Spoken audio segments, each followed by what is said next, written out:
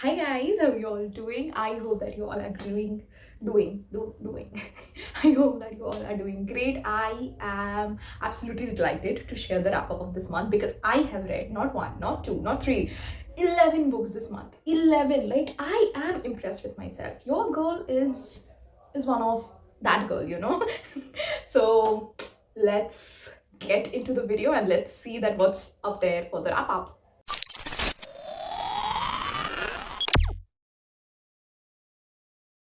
So I have opened my Goodreads to tell you about the list that is. Before I start, I want to mention that I set the target of 2022, the challenge reading challenge of 15 books, and right now I have completed 34. I kid you not, this makes me happier than anything else in my life right now. That I have read so many books this year. I know that there are a lot of people who read much more than that, but for me who haven't read since long, it feels such a big achievement to complete 34 books this year. I am so grateful to come across brilliant books.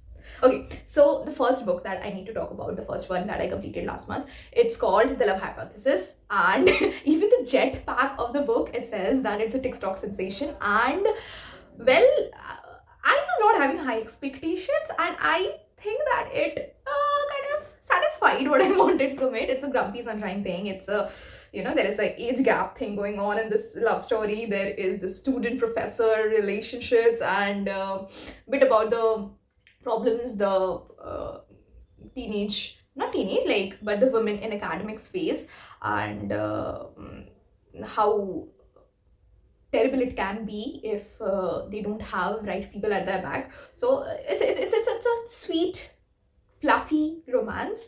There are a lot of cringeworthy parts though, but oh my god, Adam,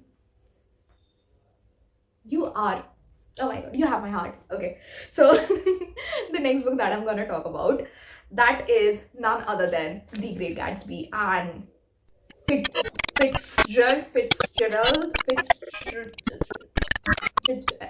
FSF Mr. FSF, uh, I he kind of disappointed me. I know that this is a very controversial statement because The Great Gatsby is one of the most favorite books of people, of readers out there, and they love it with all their heart. But I don't know, I couldn't connect to the story. There were too many characters, and it took me a lot of time to figure out who is who, what is happening, how are the things going on.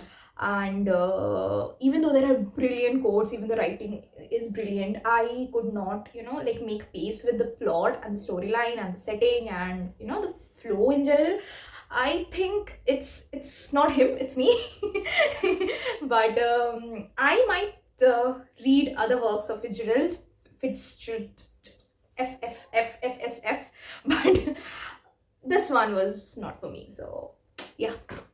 The next book that I read is none other than Dan Brown's DaVinci Code. And guys, you might be aware that I am a Dan Brown stan, even though I have read just two books of his, but I am a stan. And I dived into the book with great expectations because Angels and Demons was like beyond my imagination, and I was expecting the same from this, and I was feeling the same way until halfway through the book, like 400 pages in.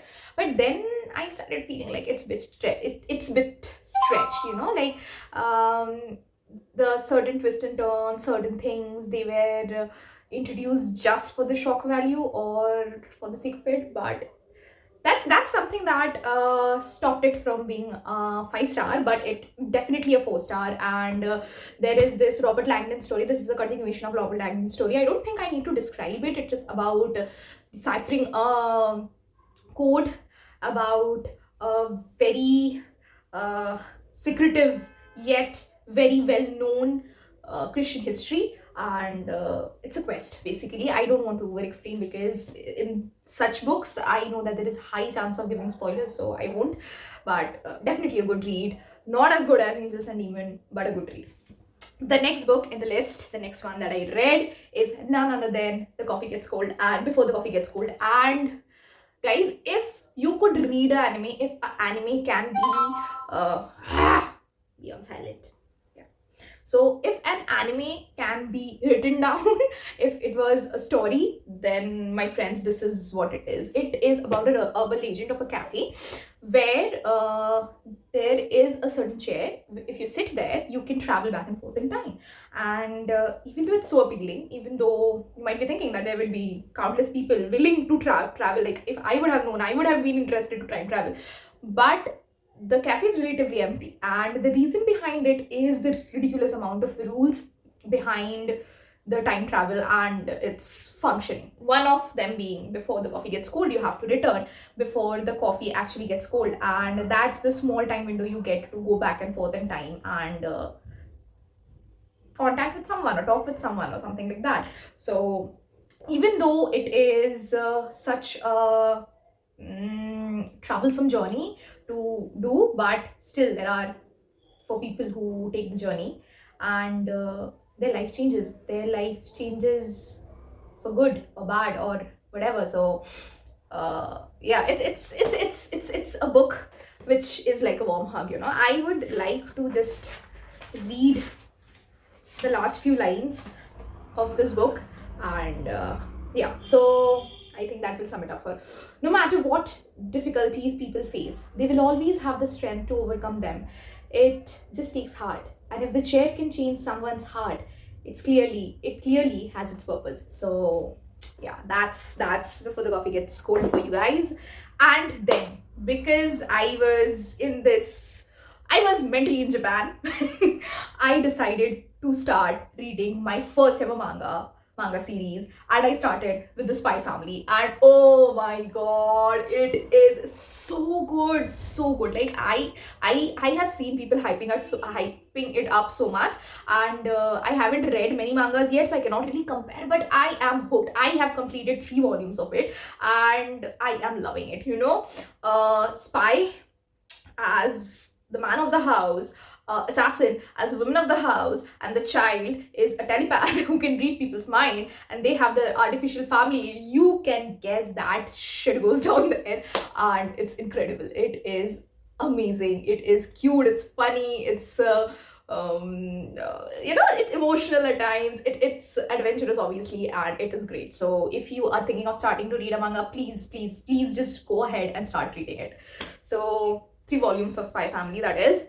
The next thing in the list, the next one that came as as an unexpected storm and hit me on my face is The Blood Harvest. Guys, I kid you not, when I started reading this book, I thought that it's going somewhere. And as soon as I started feeling that, okay, probably I am getting a bit of it, I just got a slap tight on my face, and it was like total, completely 180-degree turns. And still it was going on a way, but the last 5 pages, literally the last 5 pages, blew off my mind. I mean, this was an average 3.5 stars book for me, but it went up to, you know, 5. So yeah, so those are the basic storyline is about. There are countless deaths in this city of I have forgotten the name of the city. That is, wait, yeah, it's Hepton Claw. Yeah, Hepton Claw. And there have been death of young girls in that city, and there are certain mysteries associated to it. You know, certain deaths are not justified. Why it happened, people are not ready to believe that they were normal deaths.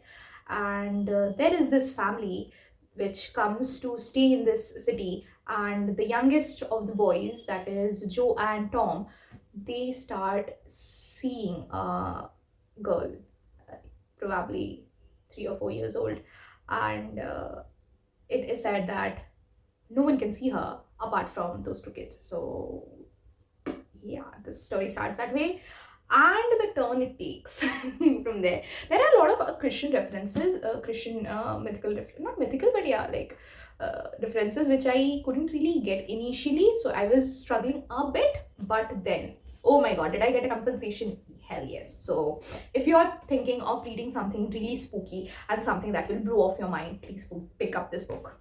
Yeah, I love you. The next in the list, the best of the best, the one and only Red, White and Royal Blue. Guys, if you see the annotations in this, Oh my god, I have annotated like hell. There are so many cute moments in this book. I cannot tell you guys. If you don't know it already, then Red, White, and Royal Blue is about friends to lovers story of the first son of America and the royal prince of England. So yeah, obviously it sounded absurd to me initially, but my oh my, was I mind blown with this book? Yes. Will I read everything the woman writes? Yes, again. So this book talks a lot about the bureaucracy, about the global politics, about the family issues, about about the set roles you are to follow, about certain shoes you have to fill, and what if it all went on a toss just because you fall in love, and how do you deal with it? So it's beautiful, guys. I cannot explain that how good it is. I just loved it. It's an absolute 5 star. I would give anything to reread this book again. I will be rereading it again. Obviously, like rereading it for the first time, I would like set my soul on fire for that. It is one of those books, guys. Like the one which will never disappoint. Yeah. So that's all. The next book that I read was called The Windless Battle, and it was as a part of the. I'm part of a book club now, guys. So your girl is going somewhere with her life. And I enjoyed it. It is about two people's journey, Anubhav and Rishi, and they are very morally gray characters. They have certain issues in forming their relationship with people, and they are struggling in their own ways. And there is this journey to a vantage point, which is kind of supposed to be spiritually or ethically healing or morally healing in some way, and it is about the whole trek. The trek is beautifully described there. The storyline was average for me, but then it's having insane plot twist. So and I also got the opportunity to interact with the author himself uh, via author's meet and greet kind of thing, online meet and greet kind of a thing, which the book club arranged for. So it was incredible, and it's one of a kind experience for me. So this book will remain special for me for so many reasons. The next book that I read, it was a review copy, and it is called Rippling Water of Solitude. This is not a novel, guys. It is a virtual poetry book. I don't know how exactly to describe it. There are poems, there are verses, there are some pictures, and it is an experience in itself, guys. When you're sitting down and it's midnight, and some lofi music is being played at the back, and your mind is jumping from one topic to another, and you are thinking and rethinking and connecting dots and remembering things of your childhood, missing certain person, regretting certain decisions in your life, are being happy for like that, that vibe. This book is a vibe. This book is an experience. So it's having poetry for the people who love it, it's having verses for the people who love it, and it's having images which everyone loves. So pick up this book. This is a good one. And with this, we have come to the end of this video. We have talked about 11 book, guys. 11 books. Oh my god, I'm so happy. Yeah, and that would be all, guys. That's the wrap up. I hope that you enjoyed watching this video. It was fun spending time with me, and I am glad that you came up to my channel and watched my videos. I am really thankful. Love you all. Bye bye.